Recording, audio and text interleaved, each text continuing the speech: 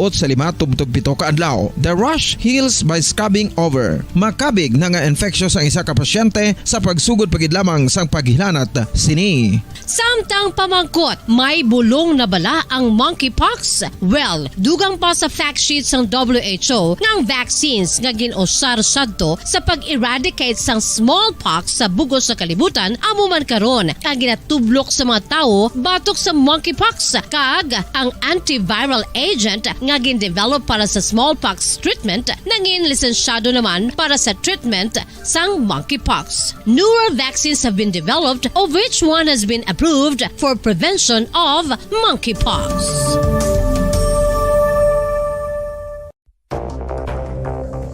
Ano ang dengue hemorrhagic fever? Ang dengue hemorrhagic fever isa kabalatian halin sa virus nga nagalaton paagi sa kagat sang babayi nga lamok nga ginatawag Aedes aegypti kag Aedes albopictus. Ini nga lamok nagakabuhi sa sudod kagwa sa palibot sang balay, nagaistar sa matinlo kag wala nagailig nga tubig kag nagapangagat sa adlaw humalin sa kaagahon tubtob sa kahaponanon. Paano makaangkon sang dengue ang isa ka tawo? Kung ikaw ang makagat sang lamok nga nakasuyop sang dugo sang pasyente nga may dengue. Kung ikaw ang makagat sang lamok nga halin sa pagkaitlog may dala nga virus. Ano ang mga palatandaan o kung sintomas sang dengue? Hinali nga hilanat nga nagadugay sang duha, tubtob 7 ka adlaw, bleeding o kung pagdugo sang ilong, panit o kung baba, kag pagsuka o kung paghigko nga may dugo, sakit sang ulo, pagpalangluya, pagdula sang gana sa pagkaon, sakit sa tiyan kag pagpalanakit sang tutunan, pagpalamula, rashes, shock, pagpalangyami, pagpalamugnaw, pagpalanglapsi, pagpalangitom, pagdasig apang mahina nga pulso, pagkalipong, pagsalasala o kon delirium. Sa karon nga uso naman ang dengue kag nagasugod na ang tigululan, ginapanugyan sa tanan nga magpanglimpyo sa aton palibot kag ugsaran, pakulbon o kon pangulaon ang tanan nga mga suludlan o kon bisan ano lang dira nga may stagnant o kon nagsupot nga tubig, agud matapna ang pagbreed sang mga lamok. Pahanumdum, nagikan sa Bombo Radio Bacolod. Basta Radio, Bombo!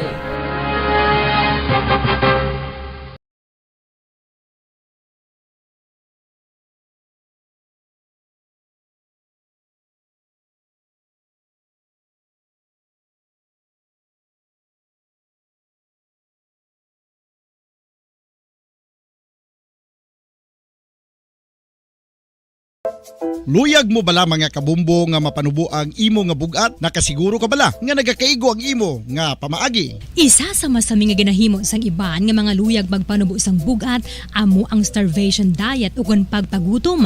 Ini ang hinali nga pag-utod ukon pagpanubo sang intake sang calories nga gina-consume sa kada adlaw. Ginapinsar sang iban nga epektibo ini nga strategy sa madasig nga pagpanubo sang bugat. Apang nakahibalo bala kamo nga ang hinali nga pagbaylo sang pinaagi sang pagkaon ang makatuga sang suli nga resulta? Naibaluan nga ang pagkaon sang tuman kadyutay o kon pagpagutom ang hindi maayo nga ideya kag ini ang makatuga agud nga magdako na gid ang bugat. Suno sa mga doktor, ang pagbalansi sang pagkaon sang manubo sa calories nga diet ang pinakaepektibo nga makabulig agud mapanubo ang bugat. Ang pagpanipilyo ang isa sa mga pinaka-importante nga tikang. Agod mamintinar ang matinlo nga hygiene sa isa ka persona. Apang makapila-bala ka beses ini ginahimo sa isa ka adlaw. Suno sa American Dental Association, ginarekomendar ang pagpanipilyo sang makaduha ka beses sa isa ka adlaw. Sunod diri, maayo ang pagpanipilyo sa aga kag sa gabi gamit ang isa ka soft brittle brush. Para sa optimum dental health, ginapahayag sang ADA ang pagpanipilyo sang 2 ka minutos kag siguraduhon nga matinluan gid ang kada ngipon. Importante man nga tinluan ang tunga sang ngipon, isa ka bes kada adlaw. Importante man nga tinluan ang gum line, bangod posible ini nga tiniran sang bakterya. Friendly advice from Bombo Radio Bacolod.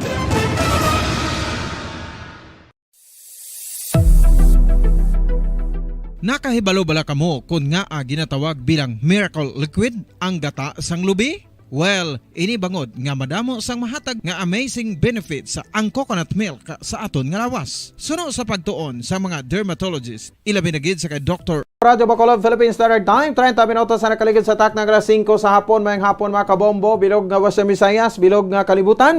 Nagapalag na ang Bombo News and Views Afternoon Edition. Karon nga daw sang Lunes, Agosto 1, tuig 2022. Kagkaroon nito kita sa ato sa nga mga headlines.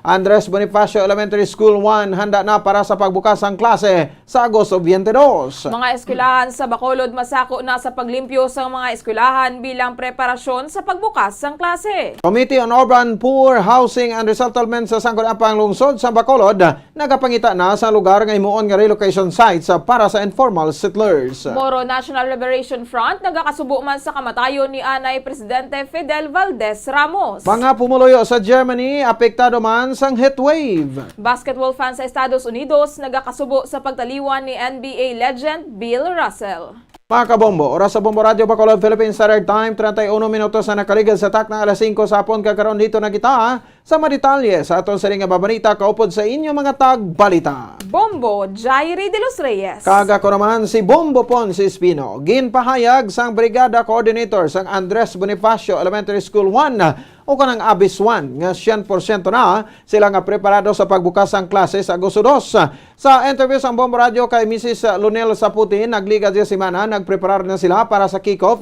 sang Brigada Eskwela para sa school year 2022-2023 nga may tema Brigada Eskwela tugon sa hamon ng ligtas na balik-aral.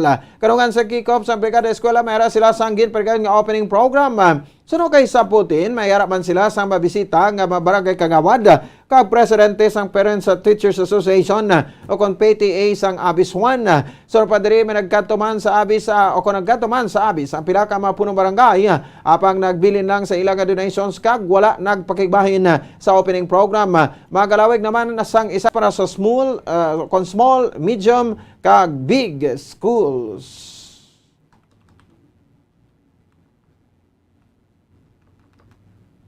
A week ago, nagasugod na kami sang amon yung preparation for this coming face-to-face classes. So today, we are having our opening salvo of our barangay, of our Brigada Eskwela. Ang kabahin sang pagpahayag ni Mrs. Lunel Saputin, ang coordinator sa Brigada Eskwela sa Andres Bonifacio Elementary School. Samtang ginkalipay naman sang principal sang Andres Bonifacio Elementary School kon Abes 2 ang pagbalik sang Brigada Eskwela. Sa interview sang Bombo Radio Bacolod kay Jenaline Masitas, Principal 1 sang Abes 2, kadungan sang kick-off sang Brigada Eskwela, nagpatigayon sila sang parade kaupod ang pila ka mga stakeholders kagkatapo sang Bacolod Police Station 2 sa pagpanguna ni Police Captain Paul Vincent Pindon. Matapos ang parade, nagumpisa man sila sa pagpaninlo. Suno kay Masitas, kapin 200 ka mga ginikanan ang nagpakigbahin sa Brigada Eskwela. Sunod rin nakapatigayon naman sila sang pilot testing sang face-to-face classes, kag 90-95% silang preparado sa pagbukas sang klase. Naamata-mata naman nila ang mga classrooms sang pagtinlo gani sa karon, finishing touches na lang ang ila ginapanghimo. Aminado man ini nga dako nga pagpanghangkat sa mga manunudlo ang pagbalik sang face-to-face classes. Ginathag man sining apisar wala sang face-to-face na nakaligad nga 2 ka tuig, hindi matuod nga matawhay ang mga manunudlo bagod nagabalik sila sa mga eskwelahan agud maghimo sa mga modules sa mga estudyante kag nagapasa sang ila man reports. Nagpasalamat man ini bangod wala ini sang nabatian nga kumod nagikan sa mga manunudlo sang Abes 2. Ginalantaw man sini nga matagan man sila sang service credit sa ilang pag-report sa August 15 to August 22 agud nga magtapos sa ila mga hilikoton kadungan sang pagsira sang klase para sa school year 2021 to 2022. So i-clear tagid na ang bilog nga classroom. Amo na ang tagaan priority sang mga teacher subong. Sige pa ang amon enrollment halin last week. May ara lang kita nga mga teacher in charge nga naga-cater sa enrollment sang kabataan. Isa ina siya na sa look forward namon, especially ang mga primary students until grade 3 nga wala gid na sila kaagi kadto sa eskwelahan. Nabatian si Jenaline Masitas, ang Principal 1 sang Abes 2. Ginpahayag sang chairman sang Committee on Urban Poor Housing and Resettlement sa Sangguniang Lungsod sa Bacolod nga nagapadayon sila sang alkalde sang syudad sa Bacolod sa pagpangita sang lugar nga himuon nga relocation sites para sa mga informal sector sa siyudad sa Bacolod. Sa interview sang Bombo Radio Bacolod kay Councilor Vladimir Gonzales, may nakita sila nga progreso kon sa Progreso Village nga may mo patinugan sang 3,000 ka mga units kag sa reclamation area nga may mo nga patinugan sang 3-4 ka panalgan nga medium rise building. Samtang mayroon man sa property sa Barangay Banago sa Sibukao nga mahimo patinugan sang 380 ka mga units. Gipaigban sini nga nagaplano man sila nga magbutang sang livelihood program sa mga relocation sites sagod nga hindi na mabudayan ang mga pumuluyo nga ginrelocate. Confident man ini nga matuman ang promesa sini sa tion sang eleksyon nga bahay mo sagot ko bagod man sa iyang eksperyensya sa construction industry sa sulod sa 35 katuig. Suno diri tinguan man nila nga matagan asang lasting solusyon ang mga nagatay-tahi nga mga problema sa syudad. Natala na man ini nga magduso sa ordinansa para sa rehabilitasyon sa mga suba sa syudad bangod tuman na kadamo ang nagpatindog nga illegal structures diri nga ginatunaan man sang pagbaha sa syudad. Relocation ang Progreso Village. So, tagbay isa man ka portion sa Tubangan. So, in total, we will be able to construct around 3,000 units dira. Okay. Tapos, ang diri naman sa may reclamation area no sa Higaron. Siguro sakop ina sang Barangay 8. May iban nga barangay nga nakaupod dira. Ang kabayan sa pagpahayag ni Councilor Vladimir Gonzales, ang chairman sa Committee on Urban Poor Housing and Resettlement sa Sangguniang Panglungsod. Nag-request ang pamilya sang lalaki nga nasapuan nga wala na sang kabuhi sa Barangay Vista Alegre, syudad sang Bacolod kahapon nga ipaydalom ang iya bangkay sa autopsy examination. Sa interview sang Bombo Radio Bacolod kay Police Captain Elmer Bonilla, ang station commander sa Bacolod Police Station 7, ginsubmit naman sang investigator on case ang mga requirements agud matigayon ang autopsy sang bangkay ni Alex Subirano. Tinutuyo sini nga mahibaloan ang gintunaan sang kamatayon sang biktima. Suno kay Bonilla na priso si Subirano sang tuig 2012 kag ginsaylo sa Muntinlupa kaga sang ini ang nakagwa, siya ang nagtinerpa sa Manila. Sang pagpauli sini sang Hulyo 22, sugaton siya kuntani sang iya anak sa Bacolod Silay Airport sa syudad sang Silay. Apang wala na siya naabtan sang iya sugat bangod ginkuha na ini kaginsakay sa Toyota Innova nga suno sa bata, madasig ang pagpadalagan sini. Ginpablatter naman sang pamilya ang natabo sang Hulyo 26 sa Silay City Police Station. Sa karon wala pa sang iban nga impormasyon angot sa iban nga kaso sang biktima. Nagapadayon pa sa karon ng investigasyon sa Bacolod Police Station 7 sa kaso sang biktima. Patient sang post-mortem examination, gindala na to sa asawa bagulan din nakahalin ta patient number 7 dalon to sa City Health for post-mortem na sa examinasyon. Sa police naman niya maubrat na-submit na to sa ato na investigator on case ang autopsy request sa SOCOS. Nabatian si Police Captain Elmer Bonilla, ang station commander sa Bacolod Police Station 7. Sa iban pa naton sa ring nga babalita, nagakasubo ang Moro National Liberation Front o kon MNLF sa kamatayon ni Anay Presidente Fidel Valdez Ramos kahapon. Santo sa report, si Ramos ang napatay bagod natapikan sang COVID-19. Sa TV sang Bombo Radio Bacolod kay John O'Donnell Pitalcorin, MNLF Director for Advocacy, nga subuan may ini kag dalipay bangod na enjoy man ni Anay Presidente Ramos ang kabuhi sini bagod ini ang napatay sa edad nga 94 anyos. Suno kay Pitalcorin, ang Anay Presidente may pinakamaayong ginhimo nga peace deal, ilabi na ang 1996 MNLF PGH final peace deal. Suno pa diri kay FBI o kon ang kay FBR lang ang naging epektibo nga peace agreement sa tungasang gobyerno kag MNLF sa tanan nga mga presidente nga nag-agi sa Pilipinas. Suno sa MNLF Director for Advocacy nga si FBR lang ang nagbalik sa ilang grupo sa mainstream sa gobyerno. Suno kay Peter Corain, ang peace process wala nagatapos sa ceasefire kundi dapat mera sa integration ang MNLF sa gobyerno kangay na lamang sa pag-appoint sang mga MNLF sa opisina sang gobyerno. Totoo po yan. Nalulugkot po ang Moro National Liberation Front pagkamatay niya. Although masaya din kasi he reached a very good age, no? Na-enjoy talaga niya yung life niya. So very much rewarded siya ng Panginoon natin na maganda at masayang buhay. Ang kabayan sa pagpahayag ni MNLF Director for Advocacy John O'Donnell Pitalcorin. Nagalaom ang Moro National Liberation Front nga mag-appoint man si President Ferdinand Bongbong Marcos Jr. sang katapo nila para sa pwesto sa gobyerno. Suno kay John O'Donnell Pitalcoren, ang MNLF Director for Advocacy, dapat dulaon ang stigma o kung pagpanumdum nga ang mga MNLF ang mahimo nga magtraidor sa gobyerno sa tion nga ini ang i-hire sang gobyerno. Suno diri hindi maayo nga mayara sang stigma sa tunga sang gobyerno kag MNLF. Suno kay Pitalcoren, dapat ang gobyerno mismo ang mag-reach out sa MNLF bangod ang mga ini ang hindi mag-apply agud magpungko sa pwesto sa gobyerno sang Pilipinas. Sunod diri nalauman Manila nga mayara sang i-hire ang gobyerno nga 5,000 ka miyembro sang MNLF agud mangin kabahin sang Armed Forces of the Philippines kag Philippine National Police kaangay sang ginhimo ni FVR sadto. Nagapati man ini nga mas maayo sa pagpakig-away batok sa korupsyon ng mga MNLF bangod hindi sila mahapos nga pahugon kag sila ang revolusyonaryo.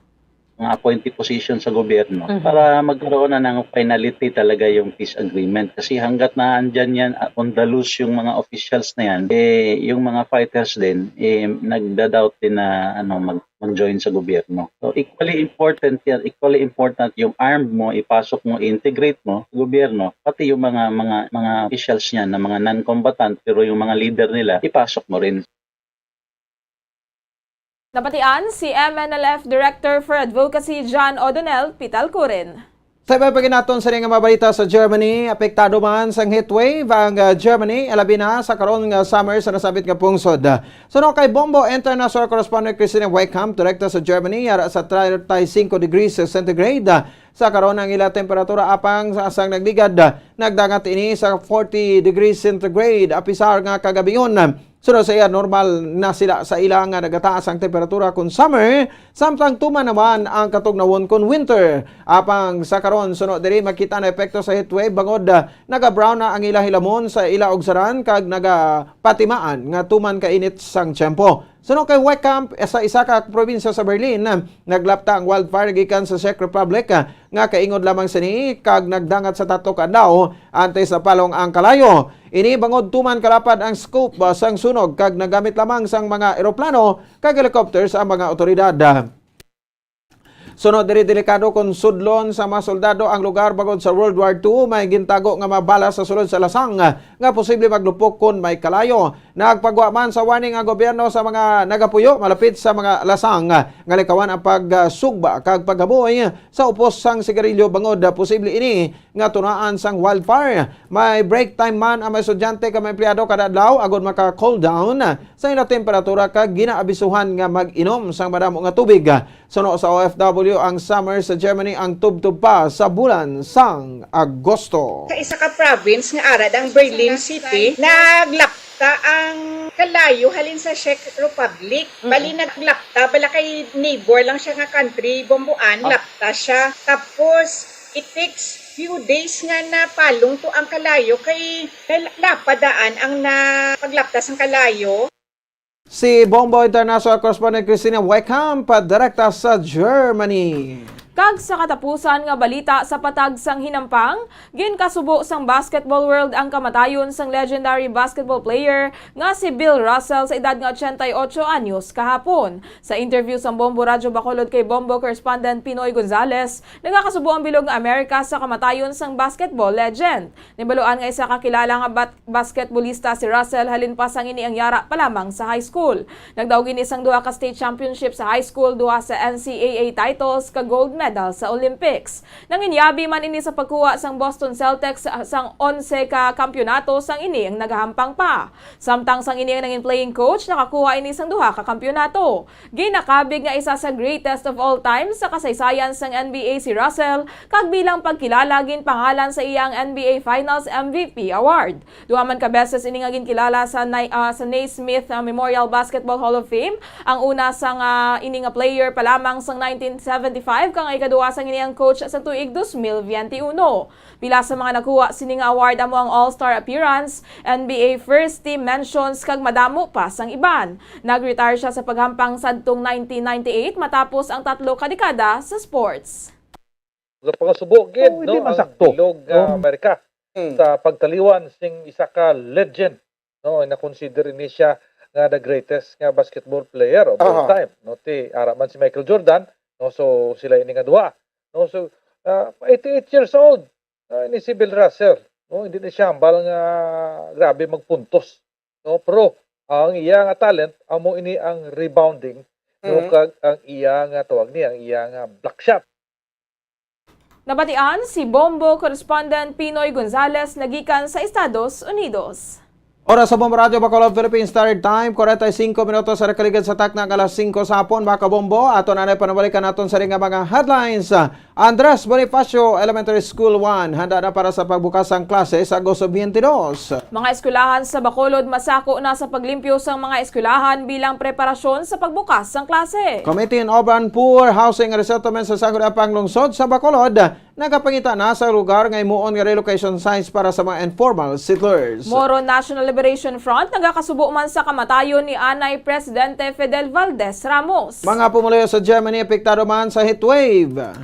Basketball fans sa Estados Unidos nagakasubo sa pagtaliwan ni NBA legend Bill Russell. Mga kabombo, 46 minutos sa kaligan sa takna alas 5 sa hapon, inyo nabatian ang kabugusan ng pagbalita sang Bombo News and Views afternoon edition. Karon nga daw sang Lunes, Agosto 1, tuig 2022. Kagami ang inyo mga tagbalita. Bombo Jairi de los Reyes. Kag ako naman si Bombo Ponce Espino. Nagapasalamat sa upapodo pagpamati para sa pambansang radyo ng Pilipinas, consistent overall number 1 sa Bacolod. Basta Radyo! Bombo! Standby na sa masunod nga palatuntunan ang Bombo Reports Afternoon Edition. Upang sa kay Bombo Dinis, Rubica. Sa aton nga Bombo News Analysis. Sagid padala sa isa sa mga kodyatag para matisang Bombo Radio Bacolod. May tikulo, Monkeypox. Daw hindi nagid mahangpan ang aton kalibutan. Nagatuhaw lang ang nagakalain-lain nga virus nga kun ano ang ginahalinan. Kasapatan aton ginapasibangdan nga nagadala sa sini nga balatian. Wala pa gani kita katibawas sa sining pandemya. Mayara naman bago nga virus ang nagatayada. Monkeypox ang panawag sa iya nga nagalin sa amo kag sa ila rasa. Gobyerno nagapandam naman sa karon nga dapat gid kita maghalong sining virus nga palabuton nga makatuga naman sang kamatayon. Ang ato na lang gid pagahimuon sa sining monkeypox nga makalalaton. Ikayong lawas aton tipigan agudto sa sining virus kita hindi malatnan. Ang ini nga panguna-una pananawan ang ginpadala ni Leo Siralbo sa Barangay Mansilingan, Bacolod City. Sa mga tagpalamati isang Bombo Radyo Bacolod, pwede man kamo magpadala sang inyo panghuna-huna kag pananawan sa Bombo News and Views Afternoon Edition. Care of DYWB Bombo Radyo Bacolod, CBS Development Corporation Building, Lacson Street, Mandalagan, Bacolod City. O kung pinaagi man sa email address ang Bombo Radyo Bacolod, bombo_bacolod@bomboradyo.info. Magluwas sa baboy.